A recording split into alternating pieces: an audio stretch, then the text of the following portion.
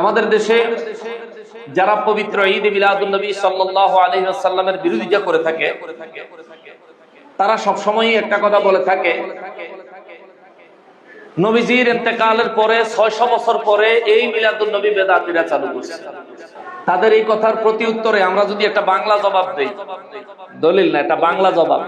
এখন 1450 হিজরি চলতেছে, 1447 হিজরি।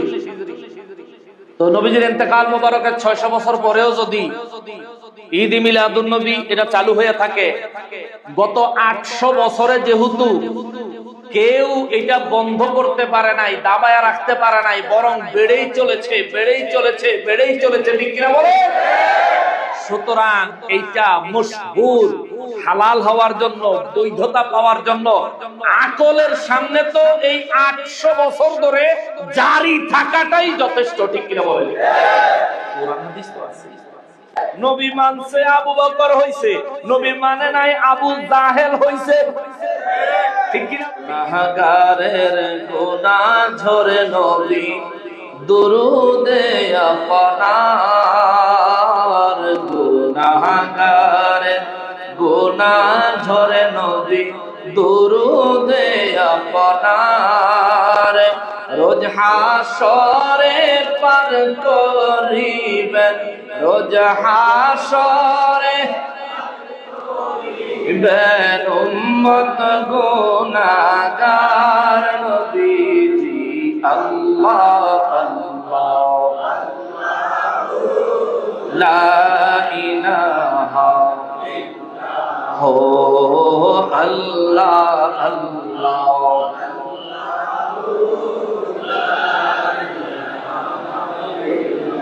কাউসারের মালিক আপনি, বাদশাহ দু জাহান, কাউসারের মালিক আপনি, বাদশাহ দু জাহান, রোজ হাসরে উম্মতের নবী, রোজ হাসরে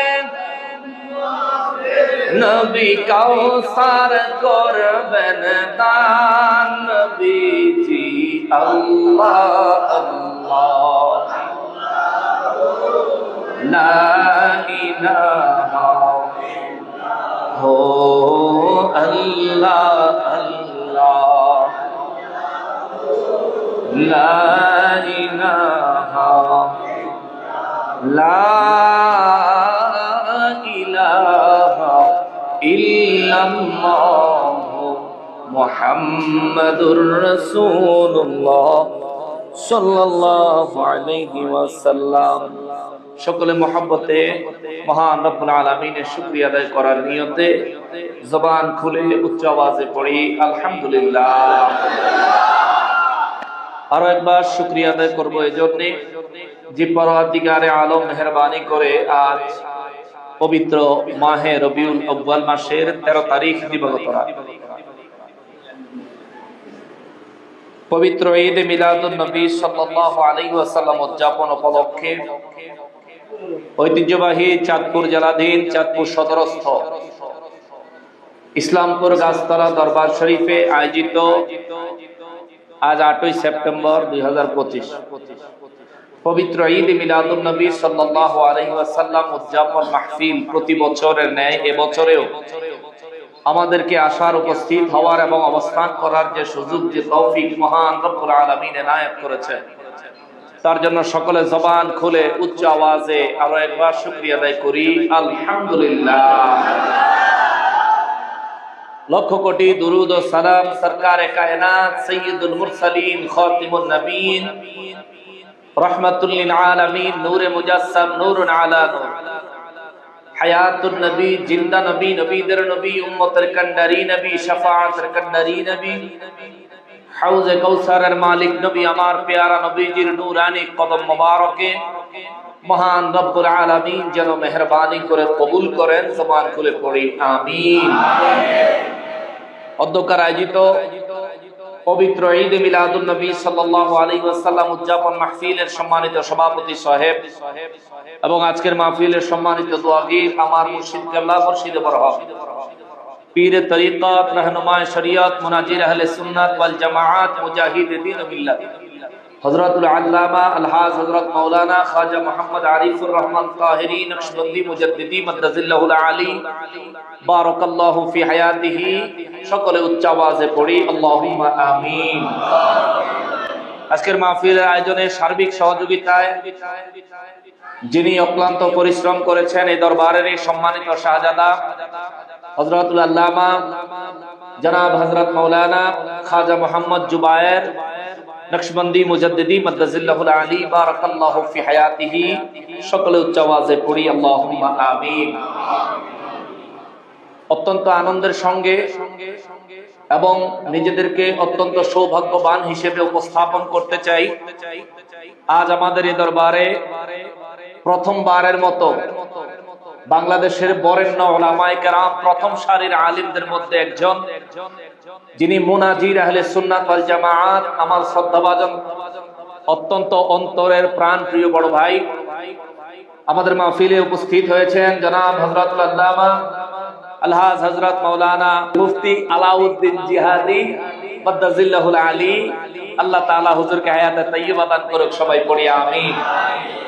আমার আজকে সময় কম, আজকে আমি ওয়াজ করতে চাইছিলাম না, এখন মুর্শিদ কেবলার নির্দেশ, দরবারের নির্দেশ এবং মুফতি আলাউদ্দিন জিহাদি ভাইয়েরও অনুরোধ যাতে করে কিছুক্ষণ আলোচনা রাখি, তো নামমাত্র অর্থাৎ ওনাদের হুকুম পালনের জন্য আপনাদের খেদমতে দাঁড়াইলাম। আমি অল্প সময়ে অল্প কয়েকটা কথা বলবো, মোবাইলটা থাকলে সাইলেন্ট করে দেন, বাচ্চারা দয়া করে কথা বলেন। আমি কোরআন শরীফ থেকে অল্প কয়েকটা কথা বলবো, ইম্পর্টেন্ট কথা বলার চেষ্টা করব।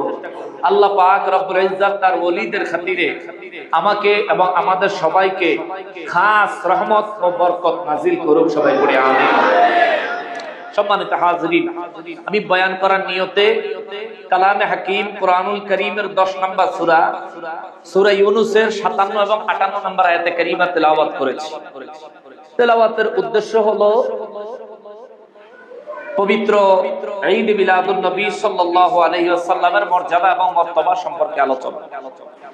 আমাদের দেশে যারা পবিত্র ঈদ মিলাদুন নবী সাল্লাল্লাহু আলাইহি ওয়াসাল্লামের বিরোধিতা করে থাকে, তারা সব সময় একটা কথা বলে থাকে, নবীজির ইন্তেকালের পরে 600 বছর পরে এই মিলাদুন নবী বেদাতীরা চালু করছে, এরকম একটা কথা তারা বলে থাকে। তাদের এই কথার প্রতি উত্তরে আমরা যদি একটা বাংলা জবাব দেই, দলিল না, এটা বাংলা জবাব। বাংলা জবাবটা হইলো এরকম, এখন 1450 হিজরি চলতেছে, 1447 হিজরি, তো নবীজির ইন্তেকাল মোবারকের 600 বছর পরেও যদি ঈদ মিলাদুন নবী এটা চালু হয়ে থাকে, গত 800 বছরে যেহেতু কেউ এটা বন্ধ করতে পারে নাই, দাবায়া রাখতে পারে নাই, বরং বেড়েই চলেছে, বেড়েই চলেছে, বেড়েই চলেছে, ঠিক কিনা বলে?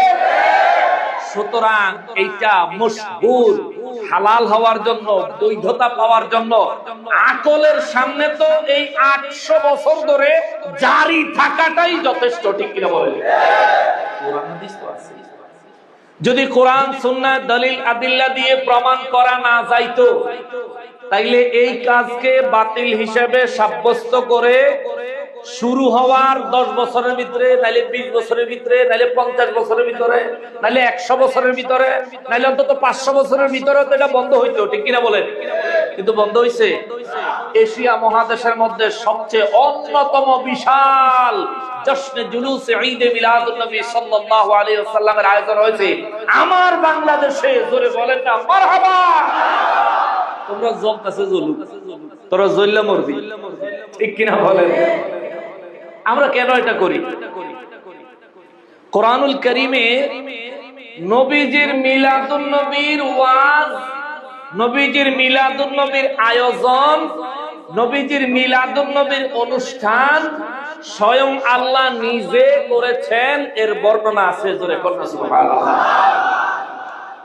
সূরা আলে ইমরানের 81 নম্বর আয়াতে কারীমে আল্লাহ বলেন, ইয ক্বালা রাব্বুক ওয়া ইয আখাযাল্লাহু মিসাকান নাবিয়্যিনা লামা আতাইতুকুম মিন কিতাবিন ওয়া হিকমা সুম্মা জাআকুম রাসূলুম মুসাদ্দিকুল লিমা মাআকুম লাতু'মিনুন্না বিহি ওয়া লাতানসুরুন্না। জবান খুলে পড়েন আল্লাহু আকবার। সূরা আলে ইমরানের 81 নম্বর আয়াতে কারিমায় মহান রব্বুল আলামিন বিশ্ববাসীকে একটা মেসেজ দিয়ে দিলেন, বিশ্ববাসীরা, আমি আল্লাহ রূহের জগতে সমস্ত নবীদেরকে শ্রোতা বানাইয়া আমি আল্লাহ নিজে বক্তা হইয়া আমার হাবিবুল্লাহর মিলাদুন নবীর বিষয়ে ওয়াজ করেছি। জোরে বলুন সুবহানাল্লাহ। রব্বুল আলামিন আমার নূর নবী রাহমাতুল লিল আলামিনকে বলেন, নবী গো স্মরণ করেন ওই দিনের কথা। ইযা খাদাল্লাহু মিসাকান নাবিয়্যিন।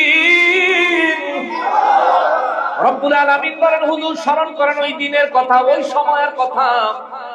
কোন সময় গো আল্লাহ? ওই রূহের জগতের কথা। এ বাবা, আমার নবীজি রূহের জগতে ছিলেন, রূহের জগতের কথাগুলো আমার নবীজির মনে আছে।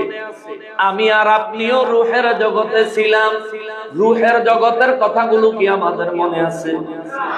জোরে বলেন, মনে আছে?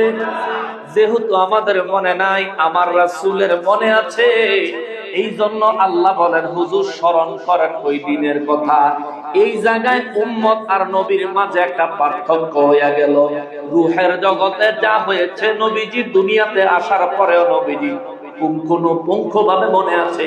নবী ইচ্ছা করলেই স্মরণ করতে পারেন। আল্লাহ নির্দেশ দেয় স্মরণ করার কথা।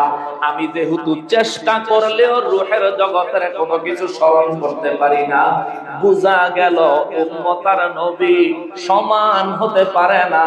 কথা কোন ঠিক কিনা? আকল খাটাইলে নবী চিনতে সহজ হয়ে যাবে। শুধুমাত্র দলিলের পর দলিল, দলিলের পর দলিল, দলিলের পর দলিল আপনার সামনে পেশ করার পরেও আপনি যদি অন্তর থেকে নবীর প্রেম, নবীর ভালোবাসা, নবীর মহব্বত নিয়ে যদি দলিলগুলো বুঝার চেষ্টা না করেন, আল্লাহর কসম কোনো না কোনো ভাবে আপনি ঈমান হারা হয়ে যেতে পারেন, ধ্বংস হয়ে যেতে পারেন, বরবাদ হয়ে যেতে পারেন। যে ব্যক্তি সারা জিন্দেগি মসজিদের ভিতর কাটাইলো, যে ব্যক্তি সারা জীবন বাইতুল্লাহ শরীফের হাতিমে কাবায় কাটাইলো, যে ব্যক্তি সারা জিন্দেগি বাইতুল্লাহ শরীফের দরজা বরাবর মুনতাজিমে জিন্দেগি কাটাইলো, এই মানুষটা মৌতের সময় যদি ঈমান হারা হয়ে মরে যায়, এই ব্যক্তির সারা জিন্দেগির কাবায় থাকা, মসজিদে থাকায় কোনো ফায়দা হবে? জোরে বলেন, কোনো ফায়দা হবে? হাসরের ময়দানে দাঁড়ায় যদি কই, আল্লাহ রে, জিন্দেগি বাইতুল্লাহ কাটাইছি, তুমি কেন আমার বাইতুল্লাহর আমলগুলোর দ্বারা মাফ করো না? আল্লাহ রাব্বুল ইজ্জাতের পক্ষ থেকে সেদিন জবাব আসবে, বাইতুল্লাহে যারা জন্মগ্রহণ করেছে, মক্কা মুআজ্জামায় যারা জন্মগ্রহণ করেছে, নবীর দেশে যারা জন্মগ্রহণ করেছে, তাদের মধ্যেও যারা ঈমান আনে নাই, তাদের মধ্যেও যারা আমার হাবিবুল্লাহকে চিনে নাই, তাদের মধ্যেও যারা আমার হাবিবুল্লাহকে মেনে নেয় নাই, আজকের হাসরের ময়দানে তাদের জন্যও জাহান্নাম অপেক্ষা করছে। ঠিক কিনা? আল্লাহু আকবার। নবী চিনলে বাংলায় জন্মাইলো লাভ, নবী না চিনলে বাইতুল্লাহে জন্মায়া কোনো ফায়দা হবে? হজে গেছেন কারা? হাত বাড়ান। হজে গেছেন? আচ্ছা মাশাআল্লাহ, হজে গেছেন। আপনাদের মুআল্লিম সাহেবরা দেখাইছেন, আমি জানি না। আবু জাহিলের একটা অফিস ছিল যার নাম ছিল দারুন নাদওয়া। দারুন নাদওয়া নামে একটা অফিস ছিল, একেবারে কাবা শরীফের কাছাকাছি, বাইতুল্লাহর কাছাকাছি আবু জাহিলের অফিস ছিল। বাইতুল্লাহর কাছে আবু জাহেলের বাড়ি ছিল। নবীজির হুজরা মোবারক থেকেও বাইতুল্লাহর বেশি কাছে ছিল আবু জাহিলের বাড়ি। আবু জাহিলের বাড়ি থেকে কাবায় আসতে সময় লাগতো কম, নবীজির মিলাদ মোবারক যে ঘরে হয়েছে, নবীজির ওই ঘর মোবারক থেকে বাইতুল্লাহ আসতে সময় তুলনামূলক একটু বেশি লাগতো। আবু জাহিলার বাড়ি থেকে কুমাইচা যাইতো বা রাসূল সাল্লাল্লাহু আলাইহি সাল্লামের বাড়ি থেকে যাইতে একটু সময় বেশি লাগতো। কিন্তু রাহমাতুল লিল আলামিন রে, আবু জাহিলার বাড়ি থেকে বাইতুল্লাহ যাইতে যেটুকু সময় লাগে, আবু বকর সিদ্দিক রাদিয়াল্লাহু তাআলা আনহুর বাড়ি থেকে বাইতুল্লাহ আসার সময় আরো একটু বেশি লাগে। আবু জাহিলা তাড়াতাড়ি বাইতুল্লাহ যাইতে পারে কাছে, আবু বকর রাদিয়াল্লাহু তাড়াতাড়ি যাইতে পারে না, একটু দূরে। কিন্তু দেখেন আবু জাহেলের ঠিকানা জান্নাত না জাহান্নাম? আবু বকর রাদিয়াল্লাহু ঠিকানা জোরে বলেন, আরো জোরে, আরো জোরে। আবু বকর রাদিয়াল্লাহর হুজরা মোবারক, আবু বকর রাদিয়াল্লাহর ঘর বাইতুল্লাহ শরীফ থেকে আবু জাহেলের ঘরের তুলনায় একটু দূরে হওয়া সত্ত্বেও আবু জাহেলের জন্য জান্নাত নাই, আবু বকর রাদিয়াল্লাহর জন্য দুনিয়ায় ঘোষণা হয়েছে আবু বকর ফিল জান্নাহ। আওয়াজ করে বলেন আল্লাহু আকবার। তাইলে আবু জাহেল জান্নাত পাইলো না, আবু বকর রাদিয়াল্লাহু জান্নাত পাইলো একমাত্র কারণ রাহমাতুল লিল আলামিনকে মেনে নেওয়া। কথা বলেন ঠিক কিনা? নবী মানছে আবু বকর হইছে, নবী মানে নাই আবু জাহেল হইছে। ঠিক কিনা বলেন? আবু জাহেল হইছে, নবী মানে নাই। ওই নবী রাহমাতুল লিল আলামিন, যার সঙ্গে উম্মতের কোনো তুলনা হয় না, যার সঙ্গে কোন নবীদের কোনো তুলনা হয় না, যার সঙ্গে সাহাবায়ে কেরাম নিজেদেরকে কখনোই তুলনা করার মতো দুঃসাহস দেখায় নাই, বরং আমার নবী ডাইরেক্টলি জিজ্ঞেস করছে আইয়ুকুম মিসলি, আইয়ুকুম মিসলি, আইয়ুকুম মিসলি। তোমাদের মাঝে আমি নবীর মতো কেউ আসেনি, কেউ আসেনি, কেউ আসেনি। 1 লক্ষ সাহাবী, 1,24,000 সাহাবায়ে কেরামদের মধ্যে যারা যারা আমার রাসূল সাল্লাল্লাহু আলাইহি ওয়াসাল্লামের এই প্রশ্ন মোবারকের সম্মুখীন হয়েছেন, প্রত্যেকেই একটা জবাব দিবেন, হুজুর আপনি হাবিবুল্লাহ, আমরা গোলামে রাসূলুল্লাহ। জোরে কোন সুবহানাল্লাহ। সাহাবায়ে কেরাম কোনদিন বলেন নাই নবী তাদের মতো, তারা নবীর মতো। আমাদের দেশে মৌলভী সাহেবরা কয়, অথচ আল্লাহর কোরআন বারবার প্রত্যেক পৃষ্ঠায় পৃষ্ঠায় আয়াতে আয়াতে প্রমাণ দেয় নবী কারো মতন না, নবীর মতো কেউ না। এই জন্য তো সূরা আলে ইমরানের 81 নম্বর আয়াতে আল্লাহ কয় ওয়া ইয আখাযাল্লাহু মিসাকান নাবিয়্যিন। নবী গো স্মরণ করেন ওই দিনের কথা যেদিন আমি সমস্ত নবীদের কাছ থেকে প্রতিশ্রুতি নিয়েছিলাম। সুবহানাল্লাহ। সমস্ত নবীদেরকে নিয়ে যেদিন আমি আল্লাহ মাহফিল করেছিলাম, সমস্ত নবীদেরকে নিয়ে যেদিন আমি একটা অনুষ্ঠান করেছিলাম, সমস্ত নবীদের কাছ থেকে প্রতিশ্রুতি ওয়াদা নেওয়ার জন্য যেদিন আমি সমস্ত নবীদেরকে জমায়েত করেছিলাম, হুজুর ওই দিনের কথা মনে করেন? সাহাবায়ে কেরাম জিজ্ঞেস করেন নবী গো ওই দিনটা কোন দিন, কবের কথা আল্লাহ কয়? আমার নবী বলেন এটা রূহের জগতের কথা। জোরে কোন সুবহানাল্লাহ। সব নবীদেরকে একত্রিত করে রূহের জগতে আমার আল্লাহ কয়, আমার আল্লাহ কয় লামা আতাইতুকুম মিন কিতাবি ওয়া হিকমা, আপনাদেরকে আমি দুনিয়ায় পাঠাবো। নবীদেরকে বলে আপনাদেরকে আমি আল্লাহ দুনিয়ায় পাঠাবো নবী হিসেবে।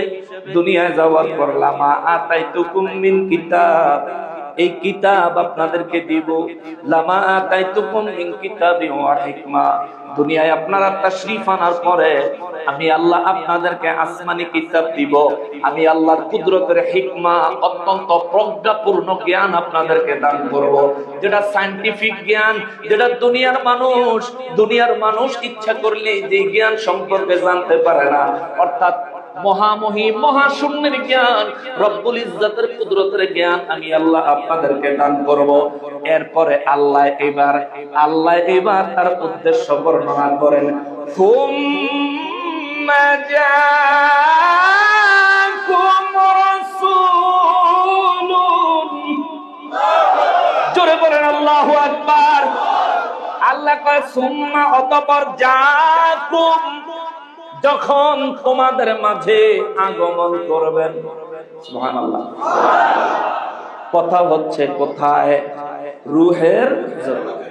কে বলতেছেন? আল্লাহ আমার নবীর আগমনের কথা কয় সুবহানাল্লাহ। যখন তোমাদের মাঝে আগমন করবেন, সুম্মা অতঃপর জাআকুম, সব নবীদেরকে আল্লাহ বলেন আপনাদেরকে আগে আমি দুনিয়ায় পাঠাবো, আসমানি কিতাব দিব, হিকমত দিব, এরপরে কয় সুম্মা, আপনারা সবাই দুনিয়ায় যাওয়ার পরে জাআকুম, আমার হাবিব জাআকুম, আপনাদের মাঝে আগমন করবেন। ইচ্ছা করলে বলতে পারতেন আমি পাঠাবো, আল্লাহ ইচ্ছা করলে বলতে পারতেন আমি পাঠাবো, আমি পাঠাবো আমার ইচ্ছায়, কিন্তু আল্লাহ তা বলেন নাই। আল্লাহ বলেন জাআকুম, আগমন করবে তোমাদের মাঝে, আগমন করবে। তাহলে নবীর আগমনে কি আল্লাহর ইচ্ছা নাই? আছে আছে আছে। রব্বুল ইজ্জত সমস্ত নবীদের কি বুঝাইলেন, নবীরা গো আমার হাবিবুল্লাহ দুনিয়ায় যাবে, এটা আমার ইচ্ছা তো অবশ্যই আছে, তবে আমি আমার ইচ্ছা আমার হাবিবুল্লাহর উপর চাপায়া দেই নাই। আমার হাবিবুল্লাহ নিজেও যখন এই দুনিয়ায় যাওয়ার ইচ্ছা করবে, আমি আল্লাহ আমার হাবিবুল্লাহকে তখন ওই দুনিয়ায় পাঠাবো।